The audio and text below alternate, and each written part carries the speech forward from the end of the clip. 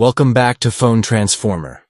In this video, we're going to show you exactly how to recover deleted SMS from Android mobile, step by step, with a very simple method you can follow on your own. So stay tuned, and now let's get started. Step 1. First, unlock your Android phone and open the Messages app.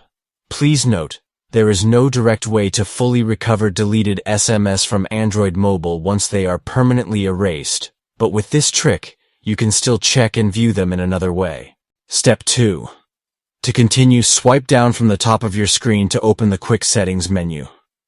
Once it appears, locate the small gear icon, which represents your phone's main settings, and tap on it to open. Step 3. Now that you are inside the Settings menu, carefully scroll down until you find the option called Notifications.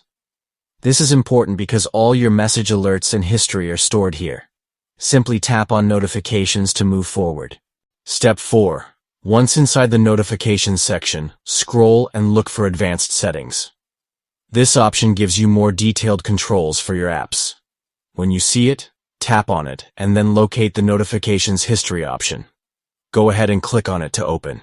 Step 5. Inside the Notifications History, you will notice a list of all the recent messages and alerts your phone has saved.